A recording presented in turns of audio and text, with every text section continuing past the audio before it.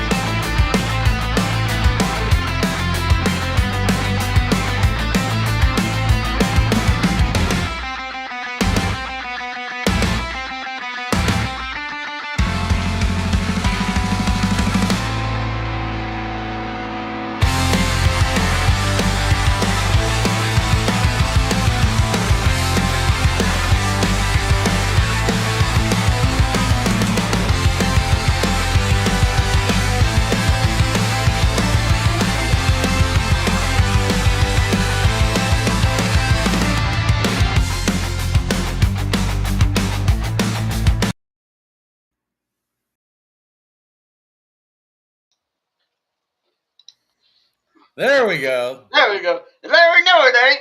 It ain't the operator. I don't know what you're talking about. It ain't the operator. The operator knows what he's doing. It's the operator. It's not the operator. Fine. Next week, you can do the intro. No, I'm good. See? Welcome to another episode. Amazing episode of the Paranormal Jackass. I'm your host, Scott the Paranormal Comedian. And I'm Tim the rare bald-headed Sasquatch. See, you don't even know your name. No, I don't. I'm just After saying. the day I've had, no, I don't. Yeah, I don't want to hear about it. Well, Anyways, for tonight's special murderers episode, I've got the Sherlock Holmes pipe. yes, he does. And I'm sitting here in a nice, cozy new gaming chair for my birthday, along with an amazing green screen that my daughter got me that I can put stuff on. So y'all in trouble now. I can put Happy, whatever I want. happy birthday to Mr. Paranormal Comedian.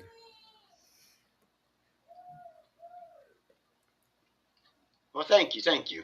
And I just want to say uh, very much thank you to Larry and his wife Trista. I had beef and noodles with mashed potatoes for lunch today, so thank you so much. Uh, Oh, hey. it was quite delicious. There you go. Drew, how you doing, my man? I hope life is treating you well. So yes, tonight's episode, we're talking about serial killers, but not just any serial killers. We're talking about serial killers from our home state of wonderful Indiana, The one and only. the one and only. And which is really odd because, they say Indiana's known for corn and Indiana Beach and Santa Claus, Indiana, but And lots of places to hide bodies. 100%. What up, Chris Daniel? How you doing, What's brother? up, Chris? I'm so glad you guys are joining us. So, let's dive right into it. We got 5 serial killers we're going to talk about tonight. And the first one, And one honorable mention. I don't, yeah, the last dude we were talking about. No. One I thought of during the intro. Oh, jeez. Of course you would. What's up, Goldfish? Hey, Goldfish, how you doing? So, the one, I don't know if you guys like serial killers, but one of the most famous ones from Indiana is Herb Baumeister. He's from Indianapolis, in that area, right? He's Fox Well, Hollow. Fox Hollow Kokomo Farm. is where Fox Hollow Farms is. Where is it? Around Kokomo. Okay, Somewhere between Indy and Kokomo. all right. And yeah, this guy, It's only about an hour and 15 minutes away from here. I did. Thank you so much.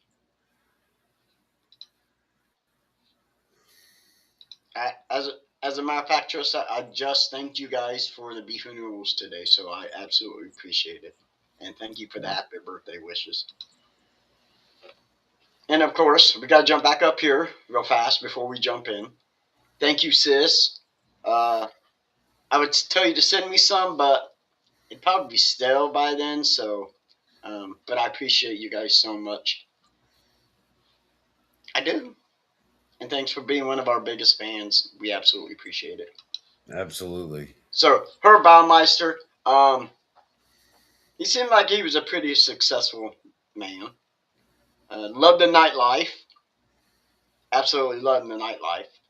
And Yeah. but for his nightlife, he liked to target young men. Hello, Enoch. Even Enoch, though what's up, brother? we have to mention the fact he was married for 25 years Yes, he was married for and had 20 three years. children with his wife.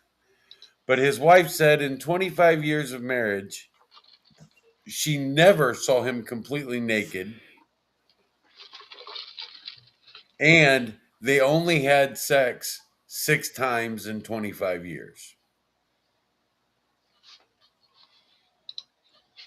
Mm.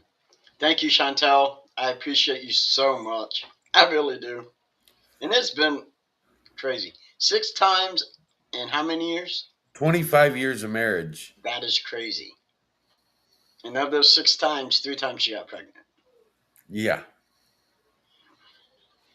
That's when you got game. I'm just saying. I'm just saying. Well, you have to remember that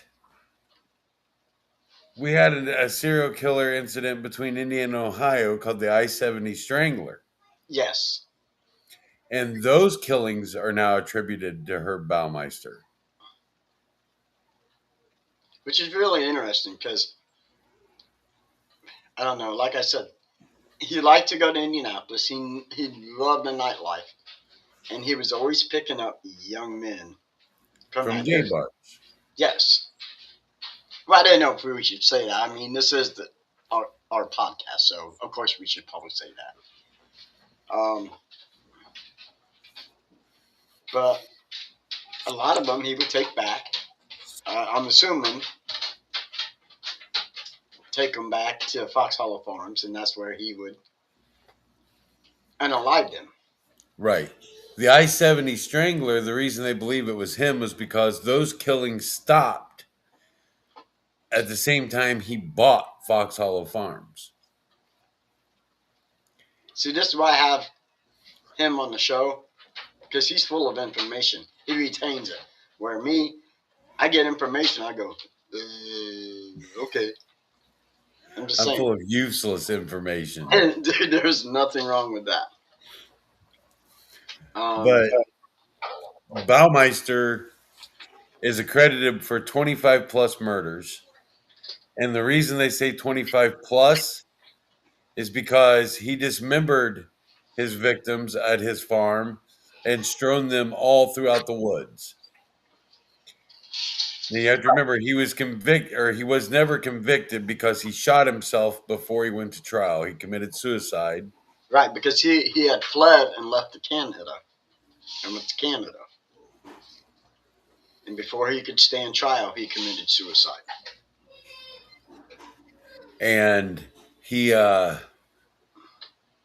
these victims he had, the reason it says 25 plus, as recent as 4 weeks ago, they just found part of a human skull on that property that had never been found before. And this was in 1998. So 28 years later, they are still finding body parts.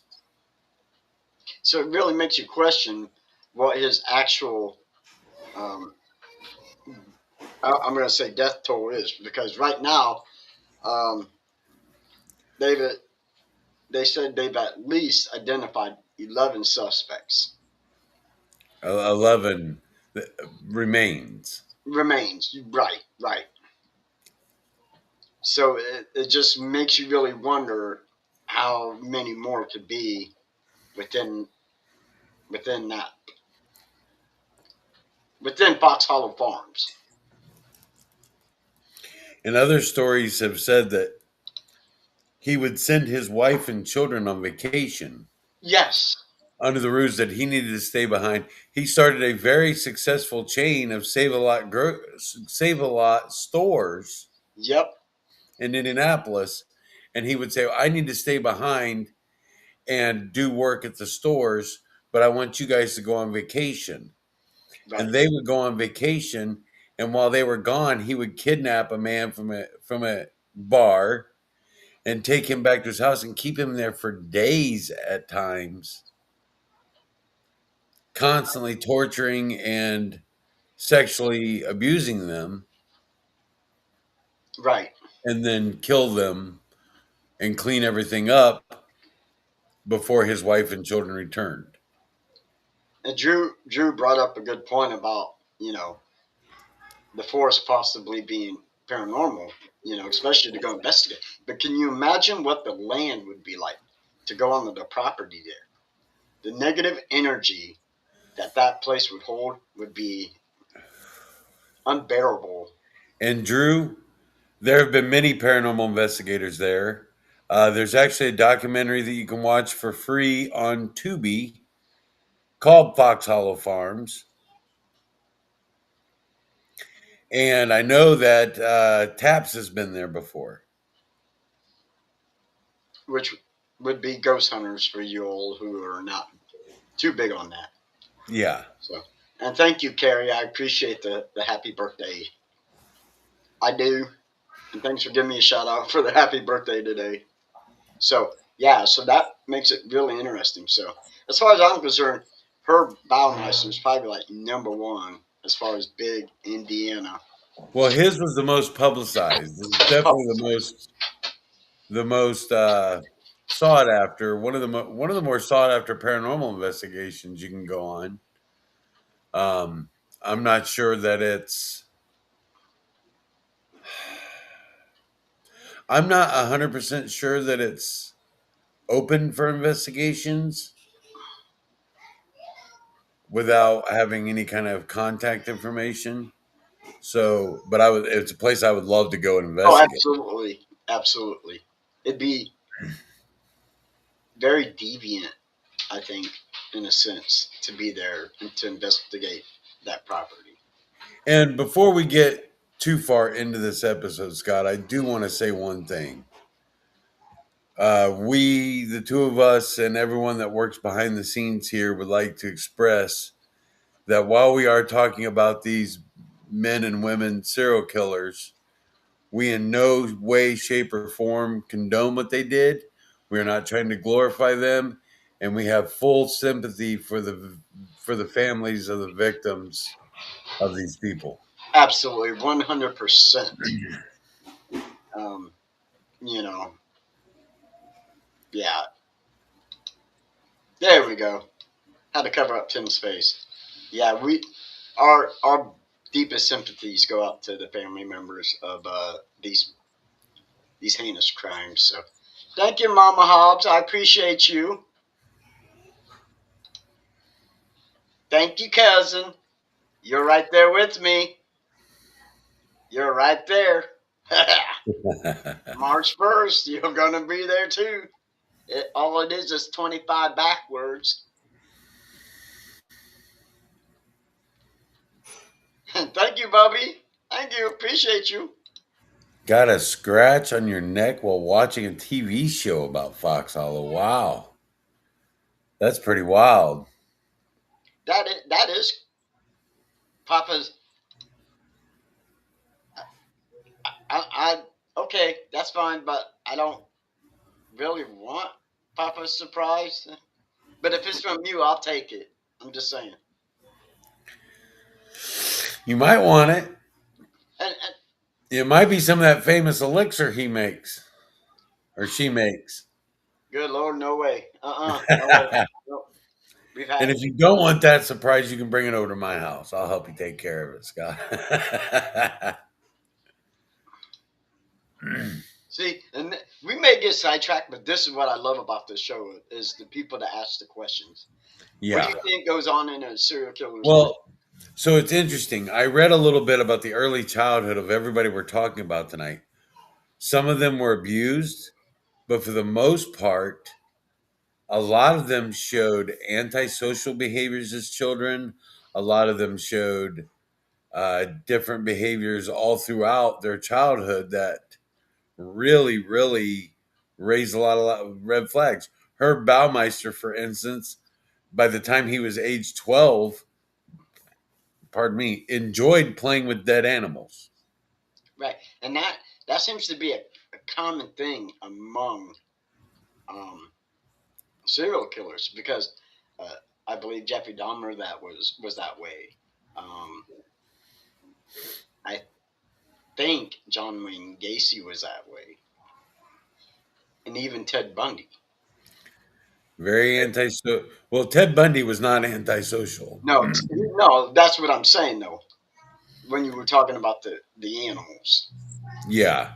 A lot of them like to torture animals as children. A lot of them enjoy seeing pain. And some of them have just lost the damn mind.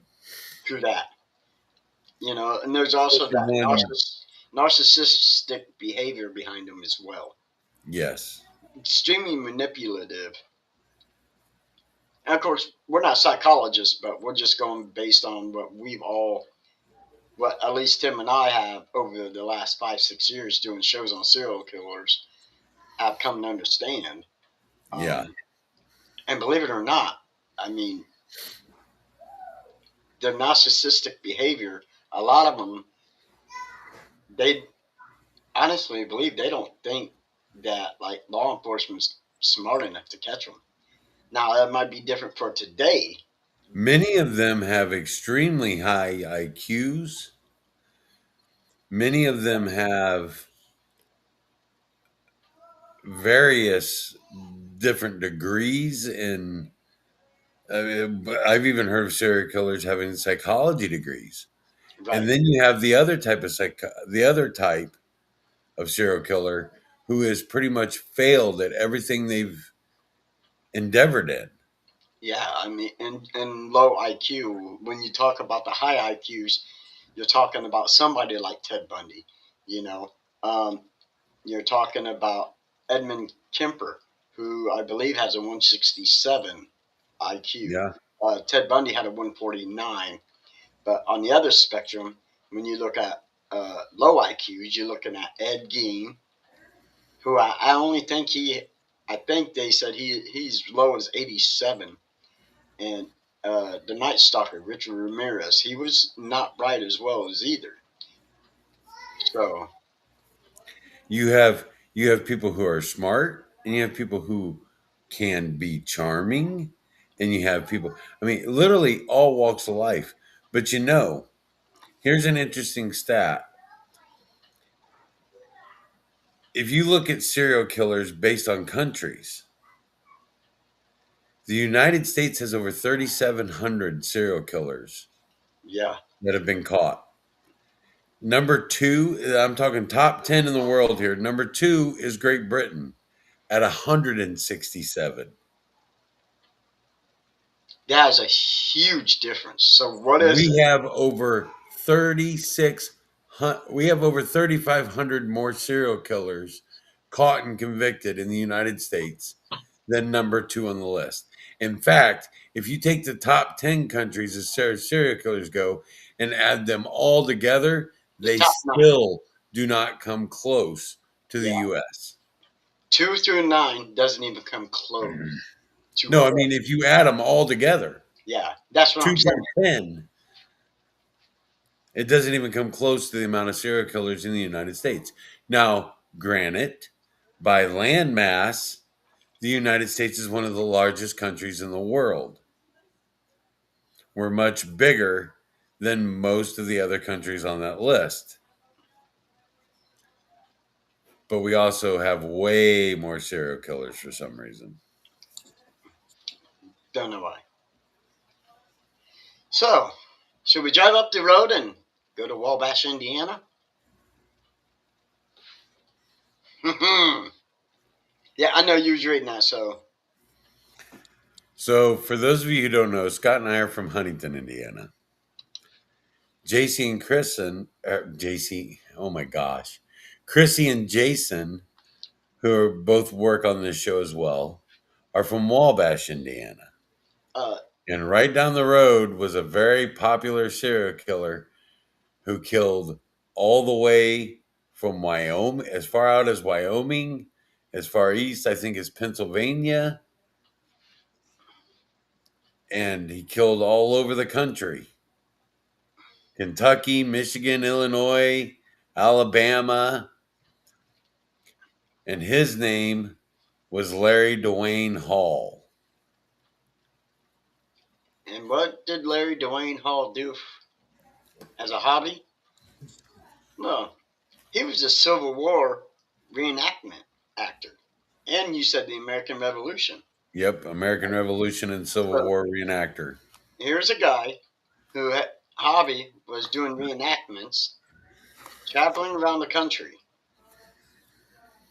out of Wabash, Indiana. Wabash, Indiana. And he would kidnap young girls and women and torture, rape, and murder them. And he's still alive today. He's being held in a federal prison in North Carolina. But he was only convicted of one. And that was for the kidnapping and rape of Jessica Roach. Yes. But he later admitted to many more. And recanted many more, and admitted to more, and recanted to more, and admitted to more, and recanted to more. And even some that he even admitted to some that he had no clue what he was talking about because he didn't even know where the victims' bodies were found. Right. But in his prison cell, the FBI actually, they were afraid that he was going to win his appeal. So the FBI sent another prisoner and offered them a full pardon with complete and utter rebuttal of their sentence if he could get on the inside, be his cellmate, and give them information about him. Try to get him to give a location of the bodies. While he was in prison, this other man got to become friendly with him, and Hall pulled out a map with dots that he had made, a map that he had made of the Midwest region of the United States. Yep. With little red dots. And every one of those dots was someone that he murdered and where their body was. And the man that they sent in to find him out got so upset that he literally called him the biggest piece of human trash on the planet. And he got into a fight with him and got locked in solitary confinement for 2 weeks before the FBI finally got him out. But the map was never found after that. No.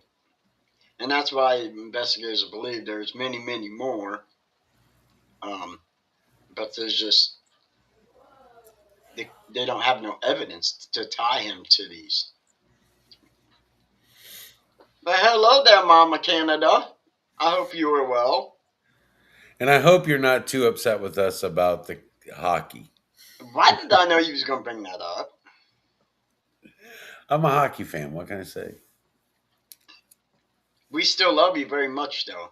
But he said it, not me. He did.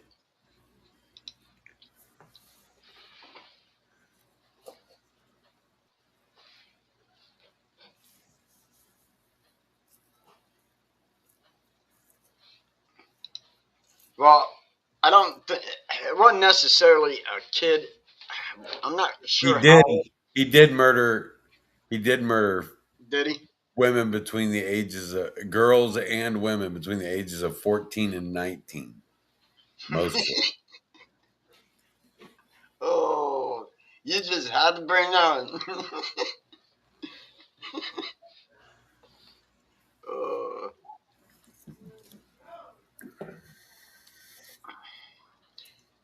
but we're gonna skip a little.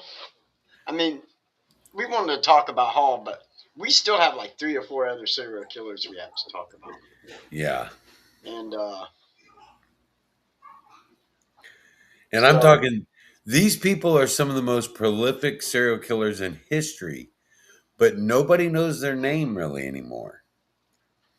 And it's because they're not the Bundys, they're not the they don't get the notoriety that yeah, some. they don't get the notoriety Right, that other serial killers get. right. Once again, we're not trying to glorify them.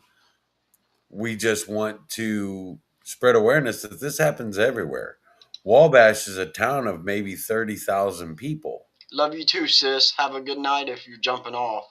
And happy birthday in 3 days. I love you. So, this next one, I don't know. Do you want to do I want to do Miss Gunness. cool, Bell? Belle Gunness. I almost called her Genesis, but okay. We can Yeah, I kept thinking it was Guinness too, and then I got to literally looking at the like, name. I'm like, no, she must be, that she says must be Irish. Gunness. LaPorte, Indiana, not far from Chicago. Early 1900s. Very early late 1800s, early 1900s. She started off. She was born in Norway, and she immigrated here. Her first husband and her had 2 young children that both died of intestinal problems. Yep. Both children had life insurance policies, which were both collected. Then they also owned a candy store in downtown Chicago. The candy store burnt to the ground, and a week later, their house burnt to the ground. Right. And her husband dies in the fire. Or no, her husband lived through that. Right. Both of which were insured and both of which were collected upon. Then they buy a farm in LaPorte, Indiana, Right. a very good sized farm. Her husband, 6 months later, mysteriously dies. Nobody thinks anything of it. She actually doubly collects life insurance policies on him. He died on the day that one life insurance policy was expiring and the next life insurance policy was starting. And he died that day. That very day. And she collected both life insurance policies. Her next husband, according to the coroner report, Bell says he was reaching up high on a shelf and accidentally knocked a meat grinder off, which struck him in the head and crushed his skull and killed him. Right. And The coroners actually filed an inquiry into murder, but they couldn't prove her story wrong, so there was no charges filed. right. And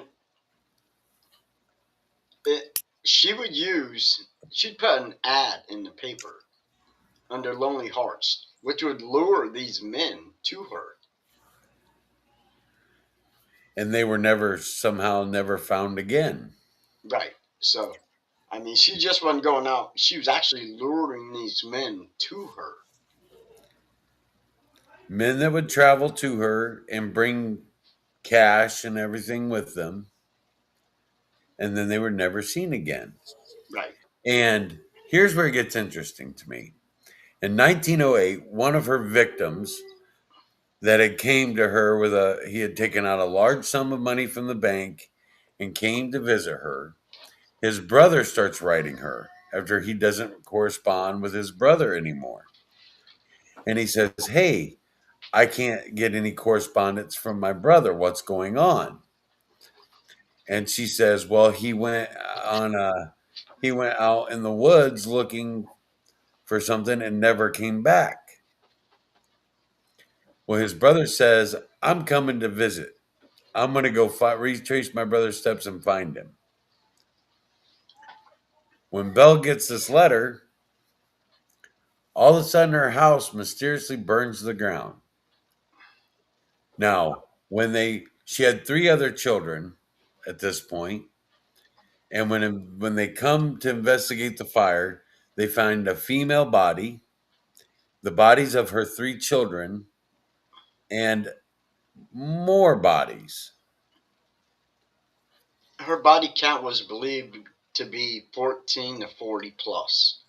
Yeah. It's not an exact number of. And the reason for that is the guy's brother comes to the farm anyway, and he notices the soft earth depressions where a recently built pig pen is. Right. And he starts to dig up one of those depressions, and he finds the body of his actual brother, which is one of the only victims whose remains have been identified. Right. He calls the police. The police come out there and they start digging up other depressions. On the first day, they find 5 bodies. The second day, they find 6 more. The third day, the police stopped counting. There were so many bodies. They found them near the outhouse. Yep. They found them near a lake.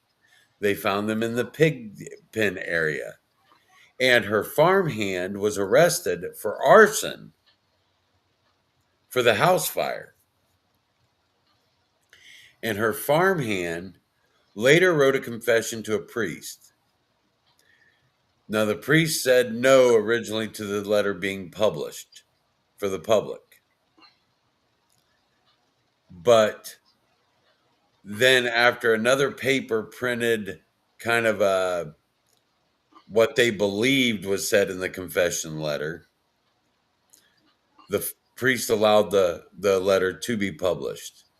In this publication, the farmhand states that Belle killed a female and killed her children, then set fire to the house. Right. To make it look like her and the kids had died and that she never died. But the official report says she died in that fire in 1908 Right. at 48 years old. But But many people in the Chicago area reported seeing her long after that. yeah, because I mean, it was never conclusively confirmed that it was her. So they say that she may have possibly escaped. So that makes you wonder if she had escaped, and let's say she went to Chicago. And Chicago's a big city. Finding a single person in that big of a city at that time would have been next to impossible. Right. Her body count they know for sure of 14. At 14, but they're thinking of as many as more than 40. They think as many as 40 or more. Yeah, or more. 40 plus. Yeah, men, almost exclusively men on this farm. And her main motive was money. To put it to you this way, 2 of the victims' families identified 2 articles that the groundskeeper or her hired hand was wearing when they arrested him. A fur coat that belonged to one of the victims. Yep. And a watch that was engraved with the initials of one of the other victims. Men that had said they were going to LaPorte, Indiana to be with this woman who answered this ad from as far away as Minnesota. Yeah, had come to answer this ad and be with this woman yeah. and were never seen again.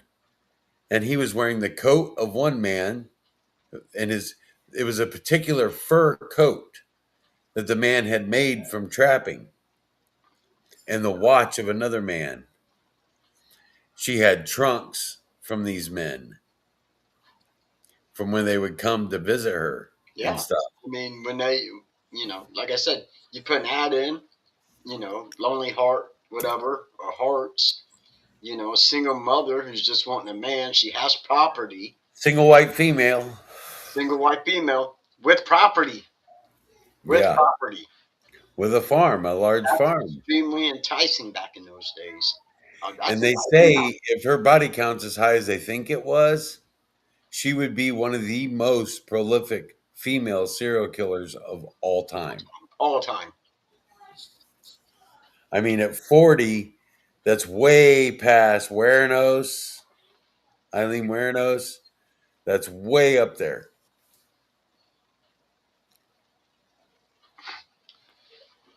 And with that being said, since we're on the topic of females, We got to talk about one of our favorites. one of our favorites. Let's take a trip up to Lake County, Indiana, Crown Point, Indiana. If you've never been to Crown Point, Indiana, at the old Lake County Sheriff's House, it is an amazing place to go investigate. If you've not had the chance or the opportunity to go there, And it is open to the public for investigations. It is, and it's an amazing place. The gangster Don, dang it, Tim. John Dillinger. Thank you. I get tongue tied. It's a famous place where he was arrested and he leaned against the prosecuting attorney and did this, taking pictures for the public, where he stole the sheriff's car and drove it across state lines and got the FBI on his butt. So, if you're talking about Bell that we just talked about, it was believed like the early 1900s, right, Tim? Yeah. Most of her murders happened between 1904, 1902, somewhere in there, to 1908. He's my human encyclopedia. I'm just a This common next one, this next one's around the time of Dillinger, actually. right, and it's this one's pretty interesting. We've actually had an investigation where we've kind of made contact with this lady. I know your wife has. I know. Yeah. I know Chrissy has. Yeah. And for those who do not know what we're talking about Anna Cunningham. Now, Anna's numbers are nowhere near the rest of the murders on this list, but she's personal to us. In fact, my wife and I have actually visited her grave.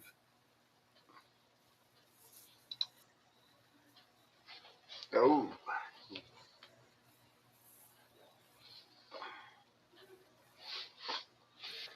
Yeah, that's true, Stacy. That is extreme. But he did rob the bank in Montpelier. Yes, he did. So Anna Cunningham, she is one of Indiana's earliest documented female serial poisoners. Yes. And she poisoned, ladies and gentlemen, specifically arsenic. And specifically, only her family members. Only the family. She killed her husband and 4 out of her 6 children. The reason she was caught was she tried to poison her other son, and he lived. She tried to poison him twice, and he lived, but he was crippled from that day on. Yeah, so she did this, try to kill multiple family members. And what was the purpose for? Oh, financial gain. No. Again, No. that's what it says. It may be what it says, but it's not true. I'm just saying. The reason she poisoned her loved ones was because she thought she was going to die. And she wanted the people that she loved most on this world to be with her in heaven. You guys got At it wrong. least that's the reason she gave for poisoning them. Right. I hear her in the background. What'd she say? I didn't hear it. What'd you say?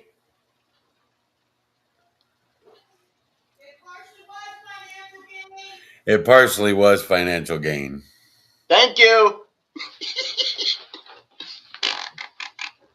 That's me making fun. But we've talked to several people Yeah. that know her story even better than we do, and that have told us that they believe she may have had bipolar schizophrenia Yep. long before they knew what to diagnose.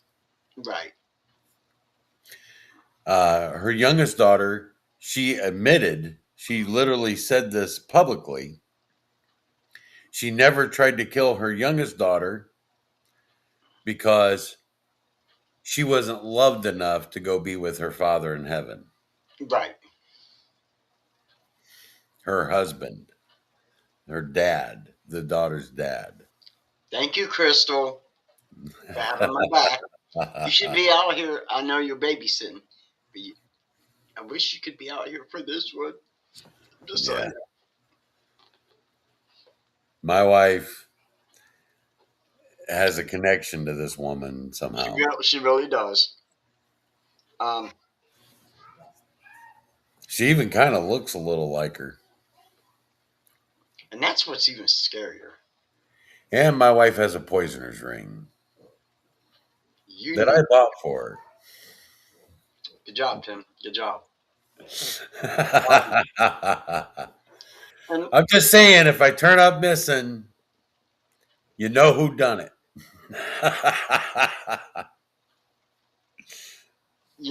her case drew heavily newspaper attention and helped shape early forensic awareness around poisoning deaths. Yeah. Because in that time, arsenic poisoning was common in that era. It was accessible and hard to detect. And the thing most people don't realize is arsenic grows naturally in the ground. Right. It's in a lot of the food you eat. Every bit of apple juice you've ever drank in your life contains some bit of arsenic. Thank you, sis. I appreciate you. Thank you for Said stopping. it won't be arsenic when she kills me. Now, wasn't there a drink? No, that wasn't it. Never mind. Never mind. I'm good. Because there was a drink that I thought that called the Dragon's Breath or something, where they used like a small amount of poison and tipped the bottle, but I think you're thinking of absinthe, maybe that's not what. arsenic. Hey, they both begin with a shut up.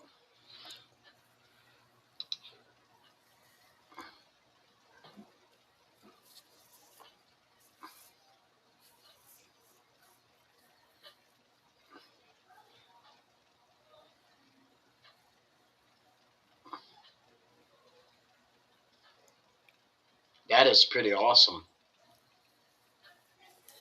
That's really cool. Yeah, it is. My Good computer. job. Earthquake. There's great. Yeah, apple seeds grounded up. Don't tell people that. You can't say that. Yeah, apples contain a lot of arsenic, actually. I'm just saying. But yeah, there's a whole lot of craziness in this world, for sure. And these are all just people from right here in this state. In this state. Um. So our next person, we'll go with the Alan Osborne, Who? right? Alan Osborne. No, we were going with oh shoot, what was his name? It started with an O. His Orville first and Majors. There you go. Orville Lynn Majors. Yeah, Yes. see, we don't even know who we're talking about half the time. Orville Lynn Majors, Clinton, Indiana. Um, this guy was a This nurse, guy right? had some big numbers. He was a nurse, right? Yes. Okay, yeah. So he was a nurse at Vermilion County Hospital. Okay, so I guess He was y'all a know. licensed practitioner nurse, LPN. So I'm pretty sure you guys know where we're going with this. But So he wasn't he wasn't, wow, an angel of death. an angel of death. He was not an angel No, of death. that's what I'm saying. He was not an angel of death. He just got tired of his patients, in a sense. He said that he killed his patients that he thought were annoying, whiny, or made his job harder. Yes, If I killed everybody that made my job harder, I wouldn't have anybody left to work with. I agree, Drew, for educational purposes only. Thank you, Denise. I absolutely appreciate you. Yes, I am the birthday man. Um, I would be that way too. I really would. And his favorite thing was potassium chloride or other lethal drugs, which, you He know, would inject people, and within yes, sometimes before he even left the room, they would die, go into cardiac arrest and die. right. And the only reason why he really got caught because his coworkers noticed that there was a high number of deaths during his shift. Like the death rates were high. So the hospital went from an average of 26 deaths per year Right. to averaging 100 deaths per year. And they came to look into it. After he was technically he lost his nursing license first and was fired from the hospital. He Right. was running a pet store, and they get to looking at the state health board gets to looking into it during his shifts in between 1993 and 1995. Just on the nights he worked, the hospital averaged one death every 23 hours he worked. Every 23 hours that he worked. When he was off, the hospital averaged one day or one death every 23 days. And thus leading to suspicion of all Right. this high rate of deaths. It was only when he was at work would he get would these death rates spike. And then after they zoomed bodies and everything, and they convicted him. They only tried him for 7 deaths. They convicted him of 6 of them. But the prosecuting attorney said they only went for 7 because they did not want to overwhelm the jury. Over 80 families Yes. sued for wrongful death, which led to the hospital actually being closed. And it was bought out by Union Hospital out of Terre Haute, Indiana, Right. and reopened later. But here's this hospital. They think he may have killed as many as 100 to 130 people Yes. during his 2 years there. And that's a staggering uh, number. Well, That's funny, Cheyenne. you know, Mama can have all the Apple Jacks. Now, if it was Fruity Pebbles, you know, I'd probably be upset. I'm just saying. I'm a Honey Bunches of Oats guy. I'm just saying. So if you're gonna be a serial killer, I put some serial down. But the one thing that I found interesting is for this guy is his conviction. Okay, he was convicted in 1999, right? Yeah. But 4 years. he only got 80 years. Yeah. He ended That up, I think he died. problem. But when you think about it, with that many victims, to only get um, 80 years, I mean, even though it's technically a life sentence, you know what I'm saying? Yeah. A lot of victims want that to be said. You're going to get life without the possibility of parole or this or that. So I found that extremely interesting. Yeah. And almost all the victims that he killed were elderly. Right. So yeah, and like we said, But they brought in over 90 people to testify against this man. How much he hated elderly people. And as a teenager, he was kind of stuck taking care of his elderly grandmother. yes, And he hated the elderly. And he was quite creepy looking too. he really was. Um, that's understandable. If I'm eating actual cereal, it's definitely Fruity Pebbles. But I am a donut man. If anybody knows me, I love my donuts. I'm not even lying. I'm a not eat until I get home from work kind of guy. Yeah, and he's not lying. He's No definitely breakfast, no lunch. caffeine is our breakfast. Coffee. I'm a morning coffee person. He is definitely a coffee person. In fact, I got randomed at work today and I said, as long as you're not testing for caffeine and nicotine, I'm good.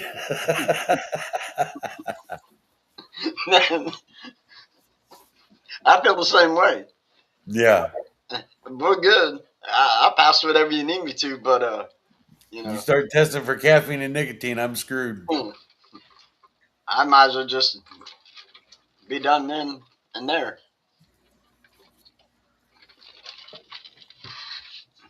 Yeah, yeah, absolutely, Chris. And I think that's one of the biggest things. Like I said, when we talked about doing this episode, we could have picked all the famous serial killers like most people want to talk about. But I was more interested in Your just Bundys, your Gacy's, your. yeah, the Dahmers, the Ramirez's. But when it's closer to home, That's a it whole makes you different. stop and think. It really is. I mean, when you think about Indiana, and so and that was one of the biggest things I wanted to do was just to make sure that we talked about in our home state. You know, because Exactly, Chris. Exactly. yeah, oh, absolutely, 100%, Chris. These are all people that most people have never heard of, with the exception of maybe Baumeister. Yeah, in which they might have heard of him a little bit, Yeah. but just not Most people in the paranormal field have heard of Fox Hollow Farms, not necessarily Herb Baumeister. right.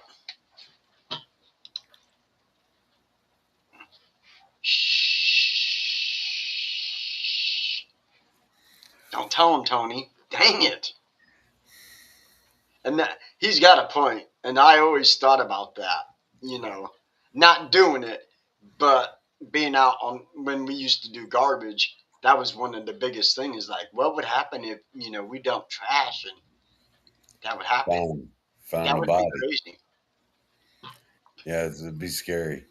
Yes, you did. Yes, you did. Yes, you did. And that is definitely one I would like to talk about in a future date because they can devour a human body in about 8 minutes. Canada's had a couple of them that were. Yeah, they've had some. So it's not just here. They've had some Not pretty. just here, it happens all over the world. It just We just happens have more a here. way lot more. I wouldn't know why. You know, mental health. I'm telling you, Mental health and amongst other things. amongst other things. I do want to squeeze in one quick honorable mention on this list. He is from Indiana, Okay, go for it. and he's very well known. I don't think we can talk about serial killers from Indiana without mentioning Jim Jones. Like, We talked about him during the cult show, but yeah, he cultivated a mass suicide that killed hundreds of people all at once he did. He did. without discrimination. Women, children, men, It doesn't matter what color you were. no. Yes, they would be.